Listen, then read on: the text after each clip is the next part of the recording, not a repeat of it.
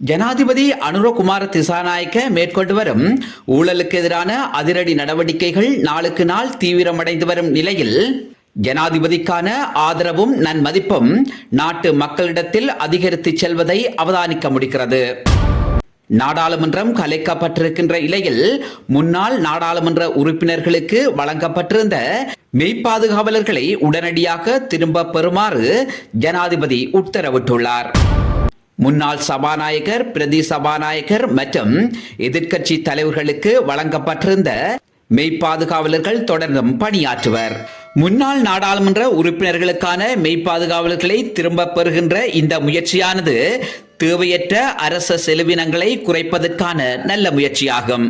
ஆனால் அச்சுறுத்தலுள்ள முன்னாள் நாடாளுமன்ற உறுப்பினர்களுக்கு தேவைகளின் அடிப்படையில் பாதுகாப்பு வழங்க வேண்டியது நாட்டின் அரசு தலைவரின் பாரிய பொறுப்பாகும். நீர்கொழும்பு களப்பு பகுதியில் சந்தேகத்துக்கிடமான முறையில் டிங்கி படகில் 14 மூட்டைகளில் பதுக்கி வைக்கப்பட்டிருந்த 400 கிலோகிராம் நிறையுடைய பீடி இலைகள் இலங்கை கடற்படையினரால் மீட்கப்பட்டுள்ளது. சட்டவிரோதமான முறையில் கடல் மார்க்கமாக எடுத்து வரப்பட்ட பீடி இலைகள் இலங்கையின் பல்வேறு பகுதிகளில் விற்பனைக்காக கொண்டு செல்லப்படவிருந்த நிலையில் இலங்கை கடற்படையினருக்கு கிடைத்த ரகசிய தகவலின் அடிப்படையில் அந்த பீடி இலைகள் கைப்பற்றப்பட்டுள்ளன. ஆனால் இந்த நடவடிக்கையில் எவரும் கைது செய்யப்படவில்லை.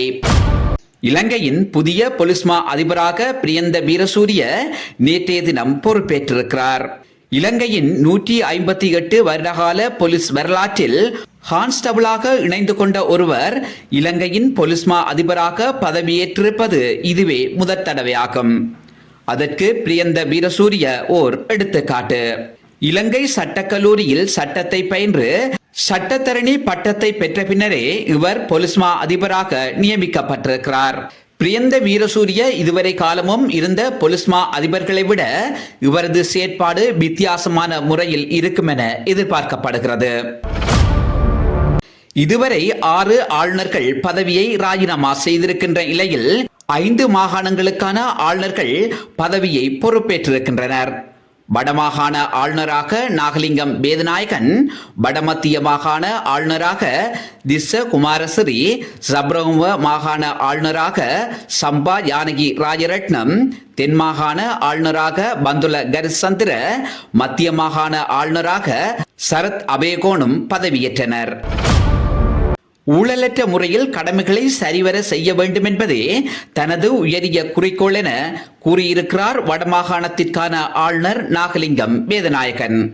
இவர் முன்னர் யாழ் மாவட்ட அரசாங்க அதிபராக செயற்பட்ட காலப்பகுதியில் யாழ் மாவட்டத்தில் உள்ள ஒரு சில நயவஞ்சக அரசியல்வாதிகளின் தொடர்ச்சியான தொந்தரவினாலும் அச்சுறுத்தலினாலும் அவரது கடமையை உரிய முறையில் செய்வதற்கு தடையாக இருந்தனர் என்பதும் நிச்சயம் பதிவு செய்யப்பட வேண்டியதே.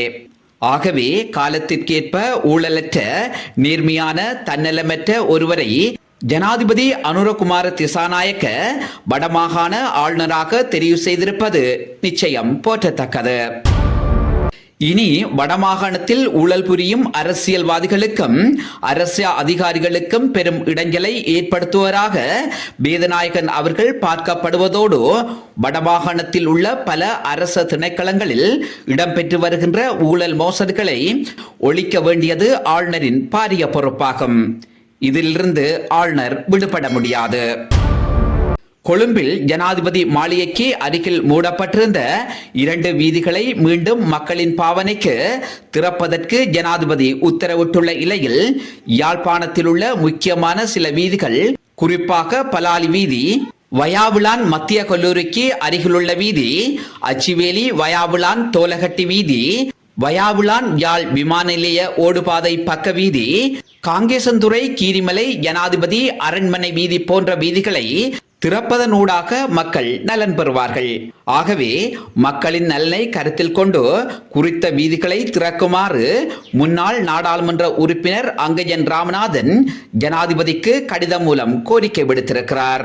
அங்கஜன் ராமநாதன் அவர்கள் மக்களின் தேவையை கருதி இந்த நடவடிக்கையை மேற்கொண்டது நல்ல விடயம்தான். ஆனால் இவர் யாழ் மாவட்ட அபிவிருத்தி ஒருங்கிணைப்பு குழு தலைவராக இருந்த காலப்பகுதியில் ஏன் இவ்வாறான நல்ல செயற்றிடங்களை முன்னெடுக்கவில்லை?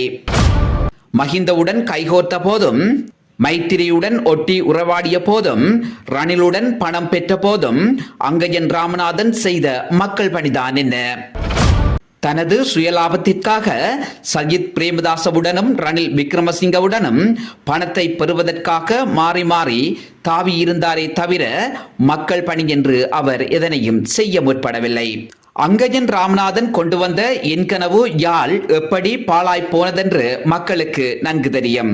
ஆகவே இனிமேலும் நமது மக்கள் அங்கஜன் ராமநாதனை நம்புபவர்களாக இருந்தால் அவர்களை விட முட்டாள்கள் எவரும் இருக்க முடியாது. இதே நேரத்தில் அனுரவின் ஆட்சி கவிழும் என்றவர்களுக்கும் சர்வதேச சமூகம் அனுரவுக்கு ஆதரவு வழங்காது என கூறியவர்களுக்கும் அனுர முகத்தில் அறைந்திருக்கிறார். சர்வதேச சமூகம் அனுரகுமார திசாநாயவுக்கு ஆதரவு கரங்களை நீட்டியிருக்கிறது.